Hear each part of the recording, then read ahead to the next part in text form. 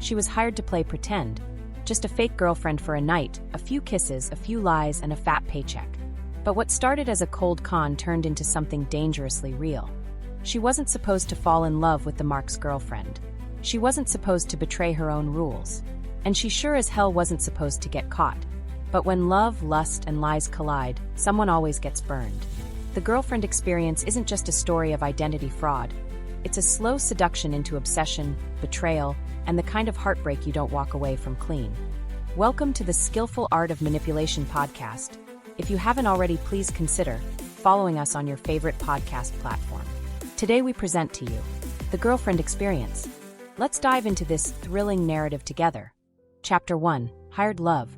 You ever wake up, stare at the ceiling, and wonder how the hell you got here? Not in that life is beautiful kind of way. I mean that dark-ass, stomach-sinking, what the fuck is this mess I've built kind of way. That's me. Every fucking morning. But here's the twist. I'm not lost. I'm not confused. I know exactly what I'm doing. And I'm damn good at it. I just stopped caring whether or not it made me a bad person. Hell, I probably am one. But in this world, nice girls get steamrolled. Bad girls? We run the show. I make a living pretending to be what men want. Girlfriends. Fantasy. Sugar with a twist of poison. I sell the illusion, not the reality. I smile, touch, flirt, whisper lies in their ears that they want to believe. I become the dream they didn't know they were paying for. It started out as a side hustle. Just a few gigs here and there. Weddings, work parties, family dinners where some prick needed to prove to his dying mother he wasn't going to die alone. I was a warm body with a fake smile and a killer sense of humor. It paid better than bartending and came with better outfits. But over time, it grew into something else. Something darker. And that night with Chase, that's when everything changed. It was 8:47 p.m. on a Friday when I got the DM. Simple. Cold. No emojis. No pleasantries. Need a +1. No strings. Just need you to act like you're my girl for a night. You in. No name. No picture. Just the kind of message that screams. Rich asshole with a guilty conscience and a fat wallet. I stared at the screen, half drunk off Merlot, curled up on my couch in a silk robe I stole from a hotel in Miami. I took a long drag from my vape, let the smoke sit in my lungs, and exhaled like I was exorcising my last shred of morality. I replied, "What's the budget?" Within seconds he wrote back, 3,000. One night. No sex. Just pretend. Pretend. Bitch, that's my superpower. I slid into something classy, blood-red dress with a slit up my thigh, and heels that made my legs look like sin itself. My makeup? Dangerous. Smoky eyes. Matte lips. Gold highlights like I had secrets to tell. The venue was some pretentious rooftop bar downtown. The kind where every cocktail has a name like Rosemary Guilt, and the waiters look like failed actors. I walked in like I owned the air. And then I saw him. Chase. Tall. Tan. Perfectly unbothered. Expensive watch, teeth too white, and that smug energy of a man who's never been told no by someone who meant it. He wore arrogance like cologne. The kind of man who'd step over a homeless person while checking stock prices. He smiled when he saw me. That smile. It didn't reach his eyes. It never would. "You're even better in person," he said, offering me his arm like we were old lovers. "Let's make a few heads turn." I slipped my arm into his and turned on the charm like flipping a light switch. That night, I played my role to perfection. I laughed at all the right moments, tilted my head when he spoke, rested my hand on his knee like it was second nature.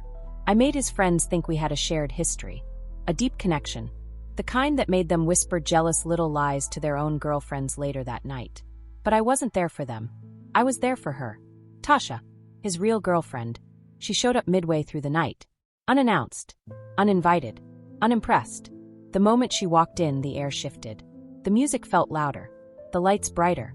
My senses sharpened like a blade. I felt her before I saw her. She was stunning, in a way that said I don't even try that hard. Long legs, a face you could paint on money, but there was a crack in her confidence. Her smile was tight, her eyes sharp and searching. And when she saw me, bitch looked like she just swallowed battery acid. Chase didn't flinch, didn't even acknowledge her presence, which told me everything I needed to know. She was the ex he couldn't let go of, the one he still fucked behind closed doors, the one he hired me to spite. That's what this whole thing was. Not loneliness, not companionship, revenge. And I was the weapon. We stayed for another hour. Every time I laughed too loud or leaned in too close, I watched her shoulders tense. Her jaw lock. Her hands curl around her drink like she wanted to throw it. I was winning, but I wasn't just winning for him. I was winning for me. Because the moment I saw her, I knew. She wasn't the enemy. She was the opportunity. The next morning, I woke up in a hotel room Chase paid for. Alone, of course. He knew the rules. No sex. No touching unless I initiated. No falling in love with the mask I wore. He left a note on the nightstand. You were perfect. And next to it, a stack of cash in a white envelope. Crisp bills. No bullshit. I stared at those words, you were perfect, and something inside me twisted. It's funny, right? How men can buy your time, your smile, your laugh, and call it love. But what haunted me wasn't Chase. It was Tasha. The way she looked at me. Not with hatred, with curiosity. As if she was wondering what it felt like to be me. To be the kind of woman who could walk into a room and own it. That's when the idea started to form. Not a plan. Not yet. Just a flicker of potential.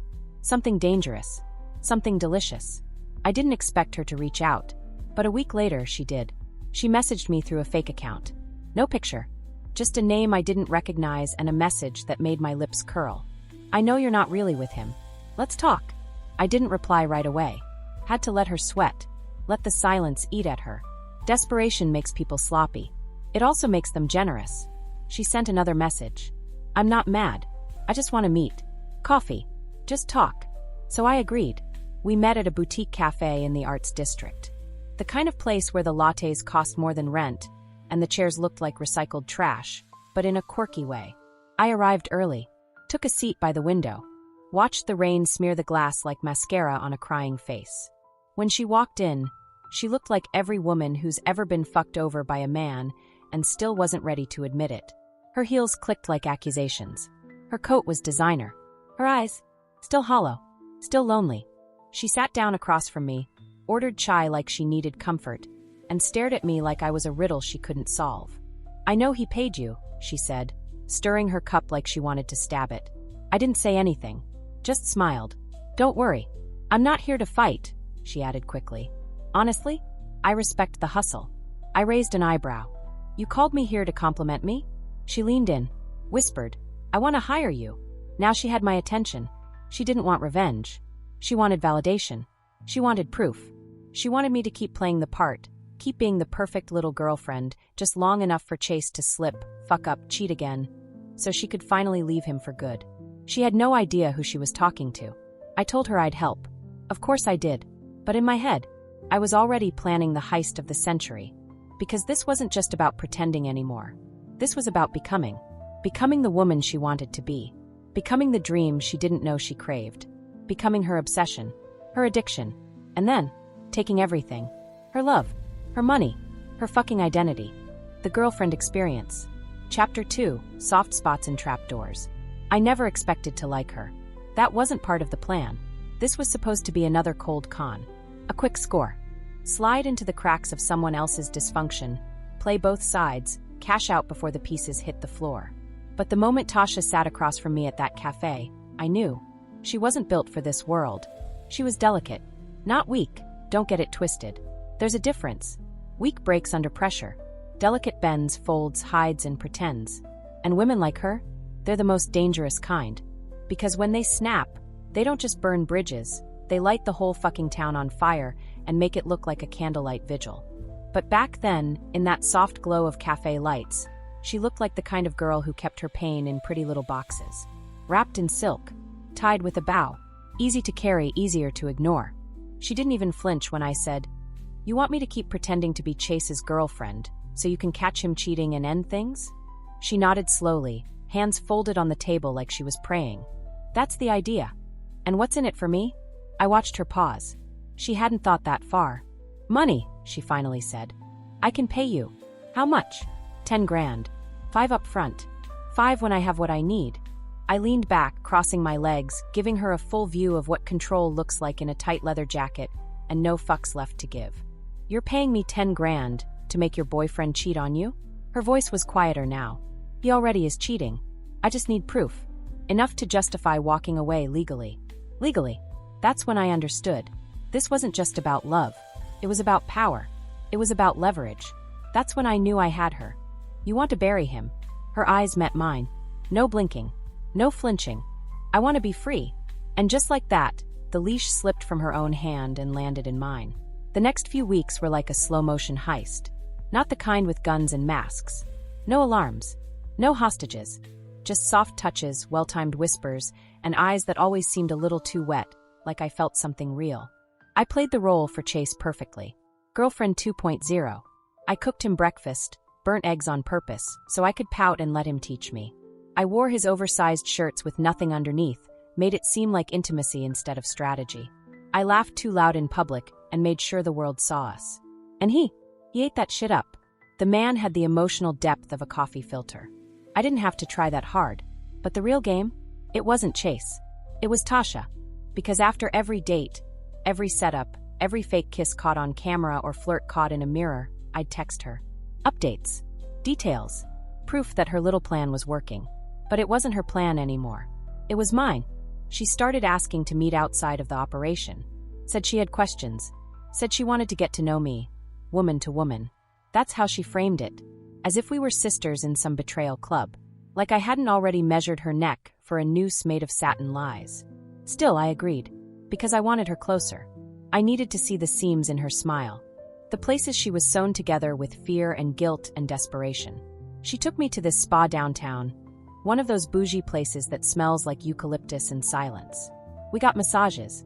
Mud masks. Champagne and crystal flutes while our faces hardened with clay. She kept watching me. Like she was trying to figure out what made me tick. You're not like other women, she said softly as we sat side by side, wrapped in white robes, our feet soaking in some kind of Himalayan salt bullshit. Oh yeah, what's that mean? I don't know, she said, sipping her drink. You don't try to please people. You're just you. Unapologetically. I laughed. Loud and sharp. If you think this is the real me, babe, you've already lost. She smiled, but it didn't reach her eyes. I don't care. I like it. And for the briefest second, I felt something. Not guilt. Not warmth. But a strange echo. Like a knock from inside a locked room I'd forgotten existed. I looked at her. Really looked. And I saw it, loneliness. It clung to her like static. The kind of loneliness that lives in penthouses and behind designer sunglasses. The kind that makes you lie next to someone every night and still feel like you're screaming into a void. She wasn't just broken. She was empty. And me. I was starting to fill that void. Not with kindness, but with control. The sex with Chase was inevitable. He pushed boundaries like a kid testing bedtime. Every night he got a little bolder. A hand on my thigh. A kiss that lingered too long. Whispers about taking this further. I let him get close. Close enough to fall. But never close enough to touch. It drove him insane. Which made him reckless. Which made my job easy. I left little pieces of evidence for Tasha. Lipstick-stained glasses, text messages sent at 2 a.m., receipts for hotel rooms with 2 guests and 1 bed. I gave her breadcrumbs, and she followed every one of them like she was starving for betrayal. One night, she called me crying. Said she was ready to end it. Said she had everything she needed. Said thank you. And I said nothing. Because this wasn't the end. It was the beginning. I didn't expect her to ask me to dinner. But she did. Said she wanted to celebrate. Said she was finally free. I met her at this rooftop spot. Same one where I first met Chase. Full circle. She wore red. I wore black. Together, we looked like sin and sorrow sipping wine under string lights. We talked for hours. Not about him. About us. Our lives. Our ghosts. I told her pieces of the truth. About my childhood. About my mother's boyfriends. About the first time I learned that men will say anything if you just pretend to listen. She told me about her father. How he made her feel invisible, unless she was perfect. How Chase made her feel seen until he didn't. I thought love was supposed to hurt a little, she said, eyes glossy. No, I said, brushing a strand of hair from her cheek. That's just what we're told, so we settle for scraps. We didn't kiss that night. Not yet. But the tension between us? It was a living thing. It sat at the table like a third guest, waiting to be acknowledged. And when we hugged goodbye, she held on just a little too long. I felt it then. The shift. The line between her using me and her needing me? It blurred. She wasn't hiring me anymore. She was falling. And that was the sweetest fucking part of the con. Because the moment she loved me, I owned her. Every breath. Every dollar. Every secret. And soon, every lie. The Girlfriend Experience. Chapter 3, Closer Than Flesh. They say intimacy starts with a touch. A hand grazing yours at the edge of a wine glass. A knee brushing beneath the table. A glance held too long, just daring someone to blink first. But that's not how it starts. Not really. It starts with silence. The kind that stretches between breaths. The kind that makes your skin itch with possibility. That's how it began with Tasha. Not with some grand seduction. Not with fireworks and moans in the dark. It started in the stillness. In those moments when we looked at each other too long, laughed a little too hard, leaned in a little too close. It was the space between our words that told the truth. And I knew how to fill that space. With softness. With danger. With need. After that rooftop dinner, she started texting me at night. At first, it was simple. Hope you made it home safe. Thanks for tonight. I haven't laughed like that in months. Then it got more personal. Can I tell you something I've never told anyone? I played it cool. Gave her space to feel brave. That's how you trap someone like her.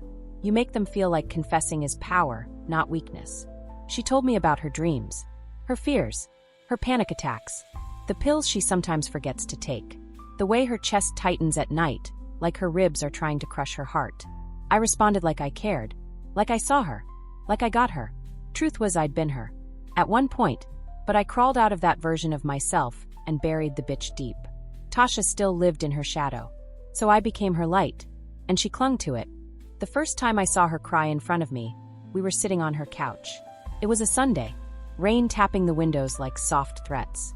We were watching some bullshit romantic movie. The kind with string music and tear-jerking monologues that made you want to punch the screen. I glanced over and her eyes were glassy. She tried to hide it. Wiped at her face with the sleeve of her oversized sweater. I didn't say anything. Just reached over, pulled her gently toward me. She rested her head on my shoulder. And for the first time, she let go. I used to think love meant sacrificing parts of yourself, she whispered, voice cracking. I'd make myself smaller, quieter, less demanding, just so I wouldn't lose someone. And did it work? I asked softly, stroking her hair. No, she said. I still lost them. I just hated myself in the process. I didn't say anything. Didn't need to. I let her sit in that truth. Sometimes that's more powerful than pretending to fix it. She curled into me like a child. And in that moment I knew. She was mine. Not in the sexual sense, yet. In the emotional one. The dangerous one. The one where she'd start questioning who she was when I wasn't around. It wasn't long before Chase faded from the narrative. Tasha stopped asking for updates. Stopped caring about the proof she'd so desperately wanted just weeks before. She had all the closure she needed. And she had me. At least, that's what she thought. She started inviting me over more. Late nights. Bottles of wine. Intimate playlists with songs that whispered things like "Stay with me" and "Tell me your secrets." I let her initiate everything. That was key. Because once you let someone believe they're the one making the move, you own the outcome. One night, we were sitting on her balcony, legs tangled under a shared blanket, our wine glasses empty, our laughter dying out. And then she turned to me, eyes heavy, lips parted, and she kissed me. Soft, tentative, like a question. I didn't pull away. I kissed her back. Slower, deeper, like an answer. Her hands trembled as they slid around my waist, gripping me like she was afraid I'd vanish if she let go. When we finally pulled apart, her breath hitched. I don't know what I'm doing, she whispered. You're doing fine, I murmured, brushing my thumb over her lip. And that was the beginning of the unraveling. The sex wasn't what I expected. It wasn't explosive. It wasn't wild. It was delicate, intense, almost painful in how much she needed it to mean something. She made love like a woman who thought it would save her. And I fucked her like I was writing her name in wet cement. She clung to me afterwards, head on my chest, heart racing, whispering things like, I've never felt this safe before, and I wish I met you sooner. I didn't say the words back, but I kissed her shoulder. Let her think it meant the same thing. Let her think I was falling too. She wasn't just sleeping with me. She was confessing, unloading every cracked piece of herself, handing them over like currency, trusting I wouldn't break her more. But I had no intention of saving her, only owning her. She started changing. Subtle things at first. Wearing darker lipstick. Tighter clothes. Saying fuck in casual conversation like it had always been part of her vocabulary. She was becoming me, piece by piece. And I fed it. God, you look dangerous, I'd say.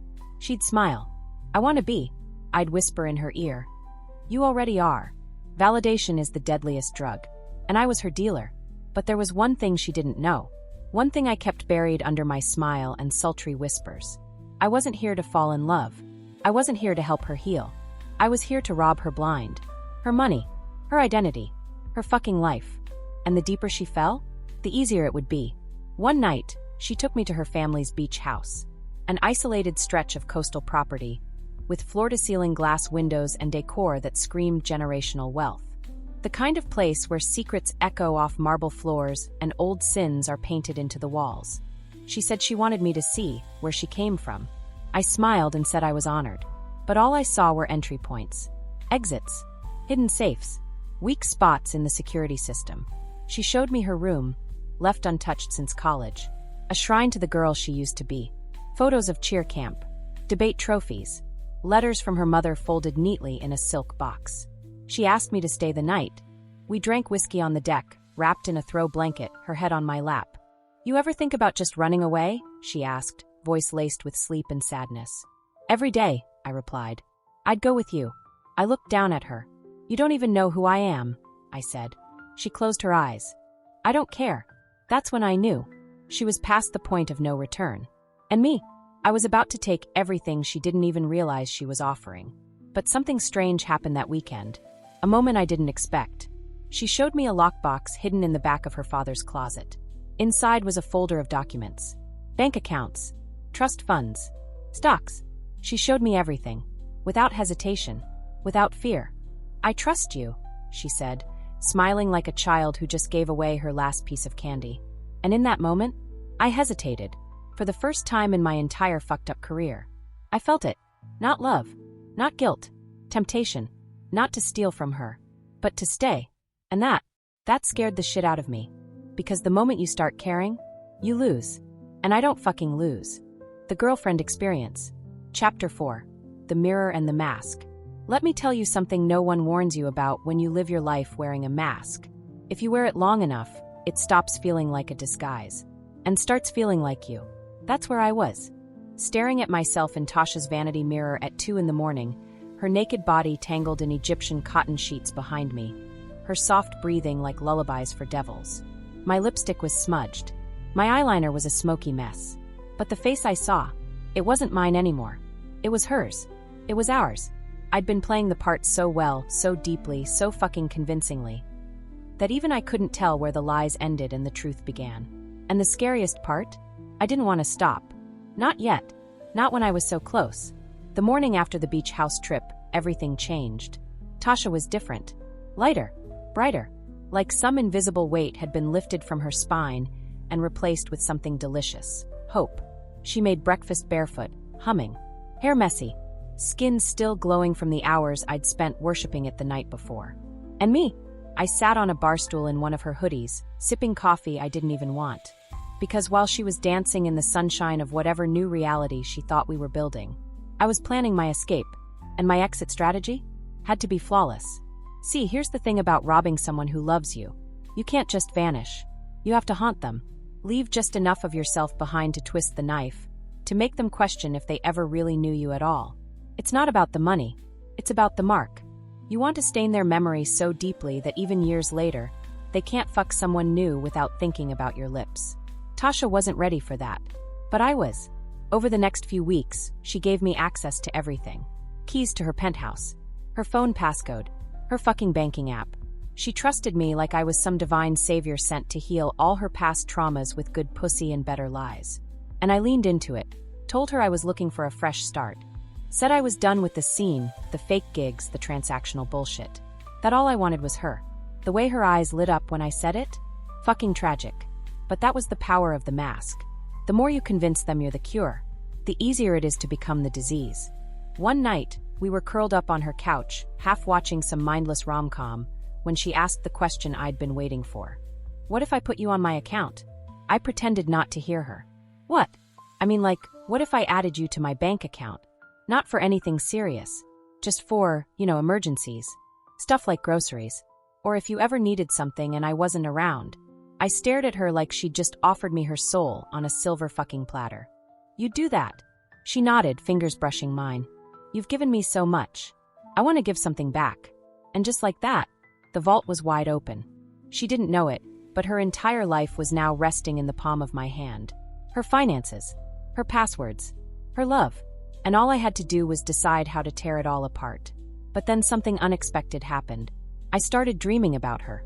Not the way I usually do about Marks, cold, clean, calculated. These dreams were messy, sticky, emotional. We were holding hands at an amusement park, kissing on a boat, whispering secrets under covers like high school girls in love. I'd wake up sweating, heart pounding, choking on emotions I didn't even want to name. It was pissing me off, because I don't do feelings. Feelings get you caught. Feelings make you hesitate. And hesitation? That's how you end up broke, heartbroken, or in jail. But it wasn't just the dreams. It was everything. The way she smiled when she saw me. The way she reached for me in her sleep. The way she said my name like it was sacred. And the worst part, I started wanting it, craving it. Not the sex, not the stuff. Her. I started imagining what it would feel like to stay. To be hers for real. No angles. No exits. No endgame. It was a dangerous thought. So I killed it. Or at least I tried. I started pulling back, just a little. Canceling plans. Forgetting to answer texts. Faking headaches. Being too tired for sex. I told myself it was a strategy. A way to keep her off balance, make her want me more. Standard manipulation. But deep down, it was fear. Because if I didn't create space, I'd lose myself in her. And I couldn't afford that. Not now. Not when I was so fucking close. Then came the night of her birthday party. A big, lavish event she'd been planning for weeks. Invite only. Cocktail attire. A rooftop venue dripping with champagne and crystal chandeliers. She looked like a goddamn goddess. Slick black dress. Diamonds that probably cost more than my entire fake life. She clung to my side all night. Introduced me as her partner, her heart, her everything. And I smiled through it. Played the perfect girlfriend. Kissed her hand. Laughed at her friends' boring stories. Took photos with her under golden light, like we were some influencer couple on the rise. But inside, I was drowning. Not because of her. Because of me. Because every second I stood there wrapped in her love, her trust, her fucking sincerity, I felt like a fraud in my own skin. I slipped away mid-party. Went to the balcony. Lit a cigarette even though I don't smoke. Just needed something to hold. That's when I saw Chase. Yeah, fucking Chase. Slick back hair. That arrogant smirk. Holding a drink like he owned the world. He spotted me. Walked over, smug as ever. Didn't expect to see you here, he said. I didn't answer. Guess you upgraded, huh? From me to her. Gotta say, you've got a type, rich and dumb. Go fuck yourself, I snapped. He chuckled. Touchy. Then he leaned in close. But you know she's gonna find out, right? I clenched my jaw. She's not stupid. Eventually, she'll start asking questions. And when she does, what's your move, sweetheart? I stared at him. Hard. Cold. You think I don't have a plan? He laughed. Oh, I know you do. But I also know you. You're slipping. Getting soft. He tapped his glass against mine. Watch your heart. It's showing. And with that, he walked away. Smug bastard. But his words? They stuck. Because he wasn't wrong. I was slipping. And I had to do something about it. Fast. The next day, I woke up early. Watched Tasha sleep. She looked peaceful. Beautiful. Mine. But also dangerous. Because the deeper she fell for me, the more I started to fall into her too. And that couldn't happen. Not now. Not ever. So I made a decision. One final act. One clean break. One perfect betrayal. She handed me her world with open arms. And now, I was going to shatter it. Not because I hated her. Not because I wanted her to suffer. But because I couldn't afford to love her. And trust me, that's exactly what was starting to happen. So before it swallowed me whole, I had to disappear. But not without taking everything. Chapter 5, Cracks in the Fantasy. You don't just walk away from a con like this. You peel yourself out of it. Layer by layer. Lie by lie. It's not like slipping off a dress after a long night. It's more like ripping skin from bone. Every shred of the fantasy is laced with fingerprints and blood. Because when you've made someone fall in love with you, when you've moved into their life like a beautiful parasite, detaching means bleeding. And you can't bleed without leaving a trail.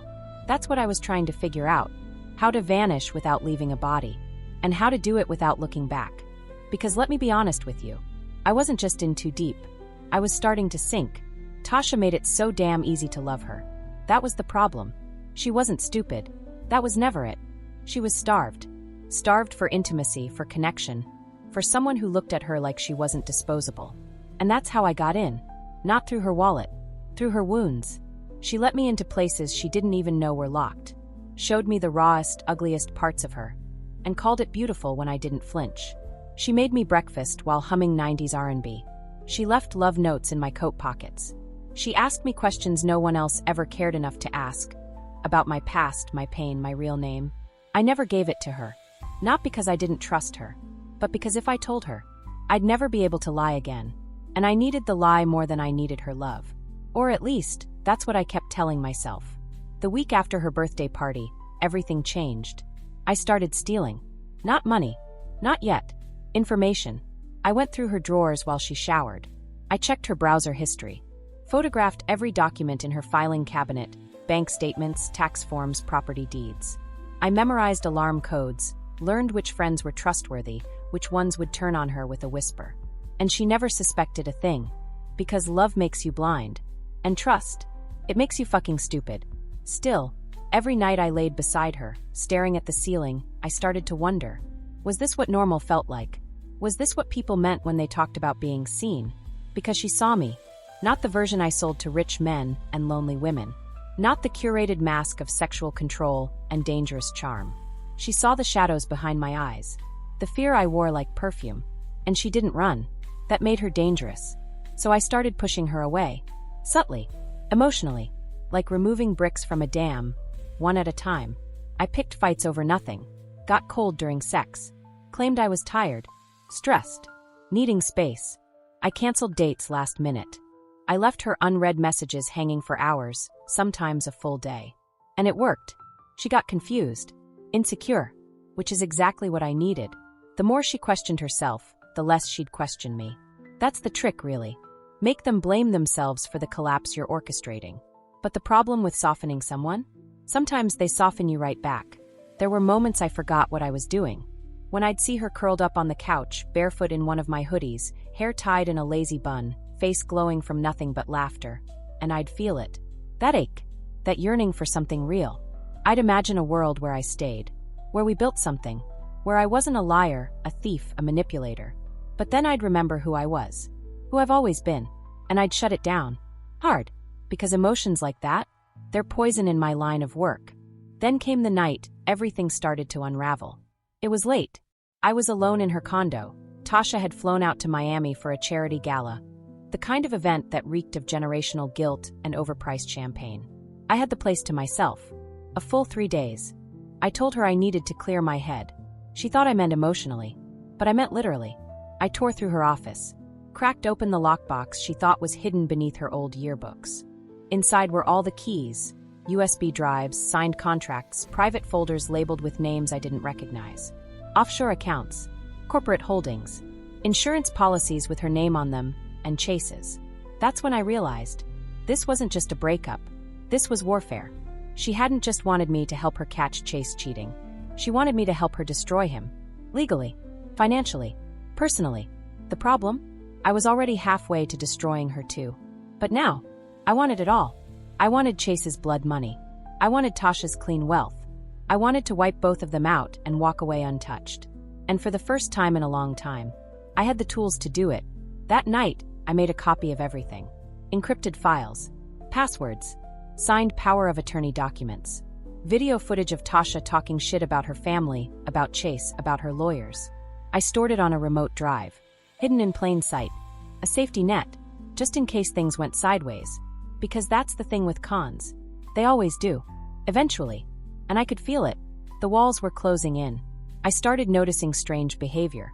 People watching me too long in coffee shops. A black SUV parked near the condo for hours without moving. Tasha's friends getting distant. Cold.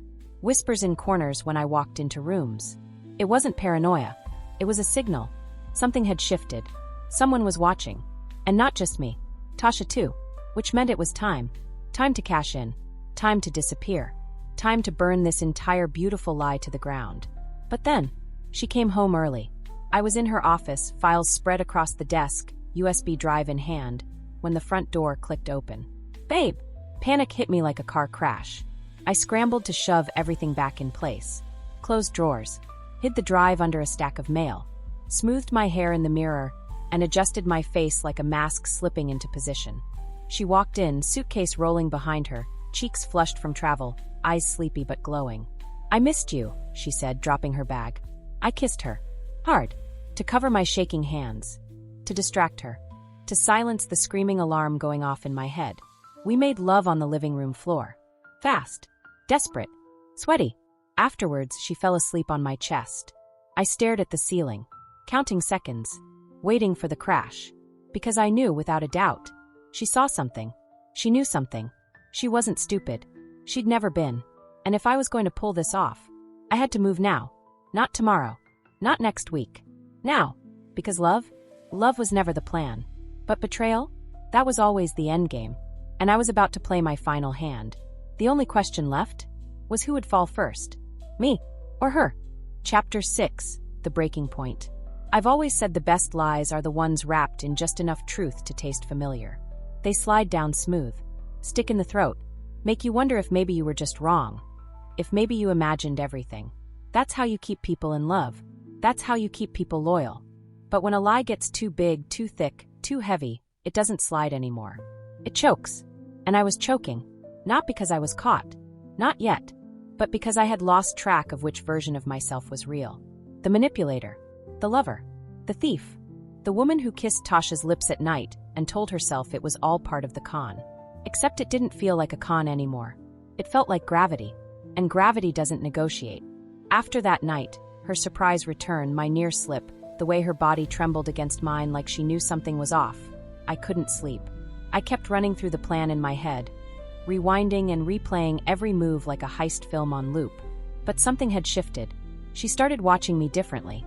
Subtle, but it was there. Little things. The pause before she answered my questions. The way her smile sometimes missed her eyes. She began locking drawers she never used to lock. Password-protecting files she once let me browse freely. And then there were her questions, gently placed, seemingly innocent, but sharp as razors beneath the surface. What would you do if we just ran away? Left everything behind? Do you ever think about starting over? Like, truly clean? What's your real name? Each one was a test. A carefully laid tripwire. And I passed them. Barely. But I could feel the trap tightening. And the worst part, I wasn't sure if she was trying to catch me or protect me. 3 days later, she invited me to dinner. Not just any dinner. A private, catered meal on her rooftop. White linens. Champagne. Jazz playing softly from hidden speakers. The skyline glowing like a city in love with itself. She wore white. That should have been my first clue. White was never her color. It was too honest. Too fragile. She looked like a bride walking into a funeral. I wore black. Poetic, right? She smiled when she saw me. But it was tight. Contained. Like a scream held behind teeth.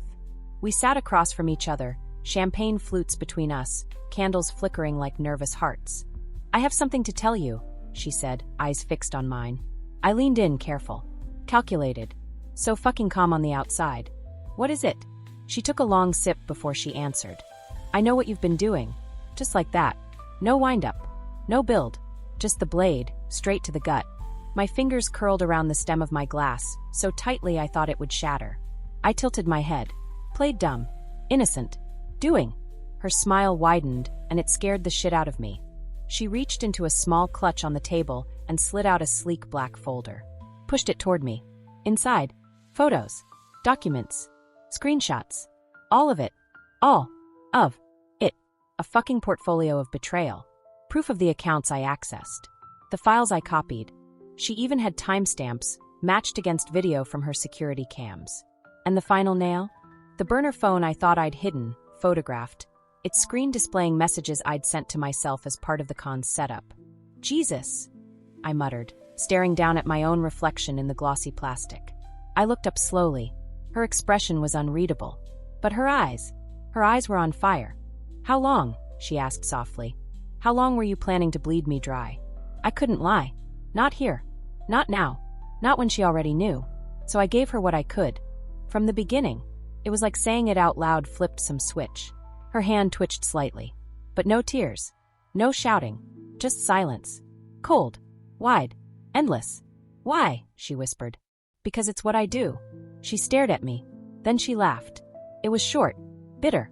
A sound that echoed off the skyline like something had cracked inside her. You were going to ruin me, she said. Just vanish one day and leave me gutted. That was the plan, I admitted, voice steady. She poured more champagne, hand shaking just a little now. And the sex? The I love yous?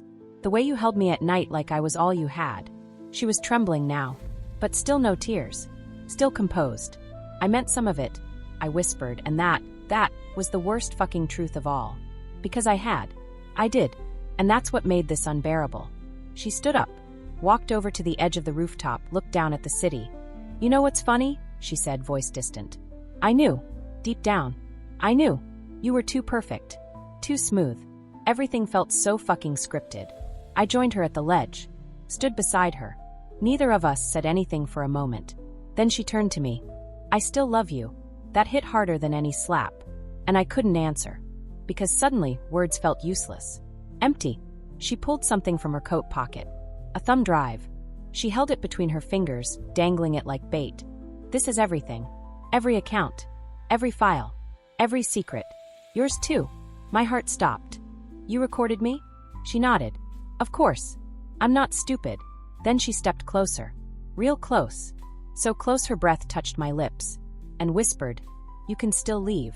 Take the money. Run. But if you do, I'll destroy you. I blinked. Felt the heat of her pulse against mine. You'd turn me in? No, she said. I'd bury you. I'd make it look like you never existed. I'd make every dollar you ever touched disappear. Then she pressed the drive into my palm and walked away. Just like that. No screaming. No begging. No violence. Just cold, quiet power. I stood there for a long time. Alone. Drive in hand. Heart fucking bleeding. Mind spinning. Because I realized something I never expected. She had outplayed me. She had played the player. And that was the sexiest, scariest thing anyone had ever done to me. I didn't sleep that night. I just sat in the dark with her files open on my laptop, staring at the ruin I had almost caused. And I thought about everything. The lies. The lust. The goddamn love. It wasn't supposed to end like this. I wasn't supposed to feel. But I did. And now I had a choice. Take the drive. Take the money. Disappear. Or stay. Own it. Face her. Beg. Maybe bleed. Either way, this was no longer just a con. This was a reckoning. And no matter what I chose, somebody was going to get hurt. Chapter 7. Love in the Ruins. There's a moment in every con where the mask becomes a mirror. You stop performing. You stop pretending. And what you see staring back at you isn't the version you crafted. It's something far more dangerous. It's who you really are. No edits. No filters. Just blood, bone, heartbreak, and consequence. That's where I was.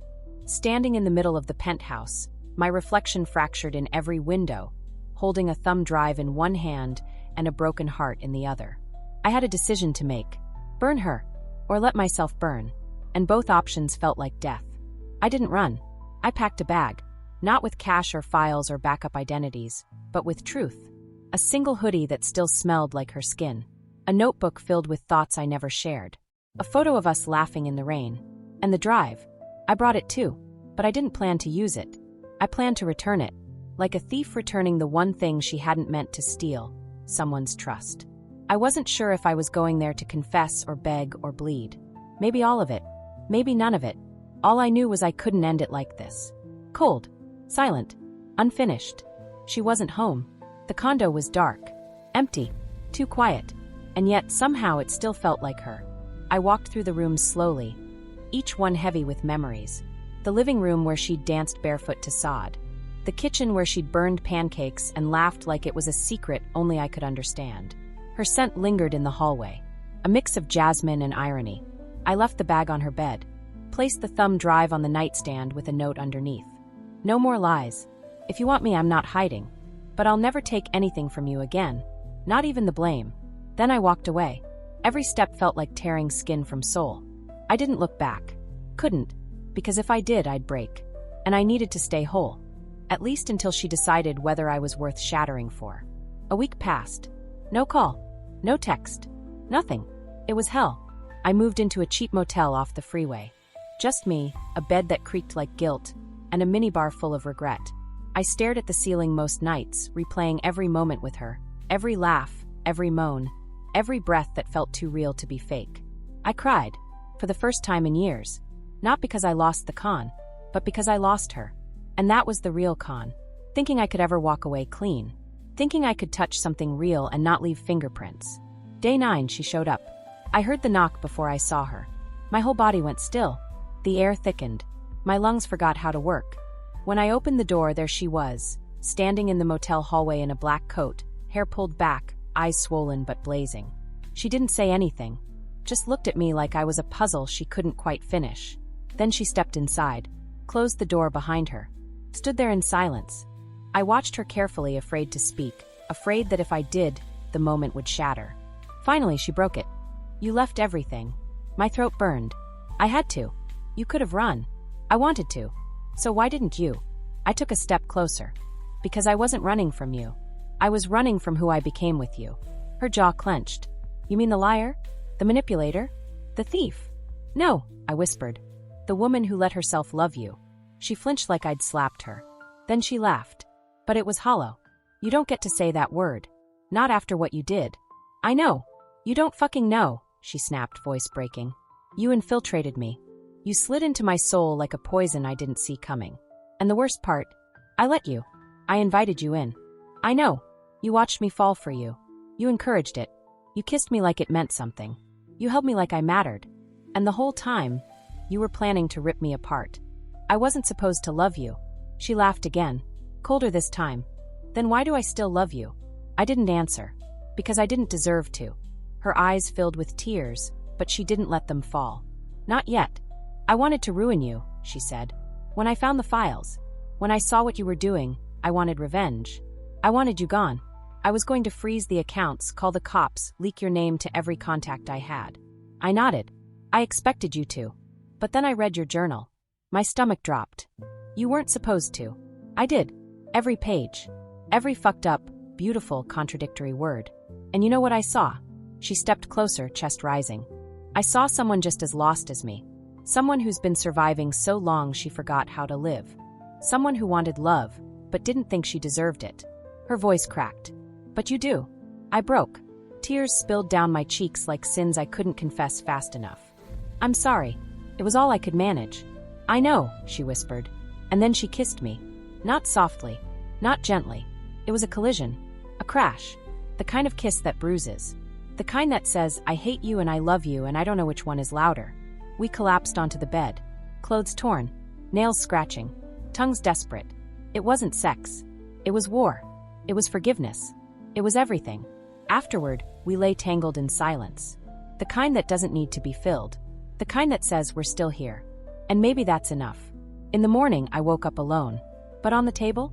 A folder. Inside was a plane ticket. A passport with a new name. A key to a safe deposit box in another city. And a note. You can stay. Or you can disappear for good. But either way, you leave with nothing you didn't earn. Choose wisely. Tasha. I held that note for hours. Read it 1,000 times. Cried again.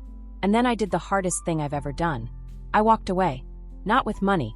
Not with secrets. Just with memories. And guilt. And something else I didn't have before. A fucking soul. It's been 6 months.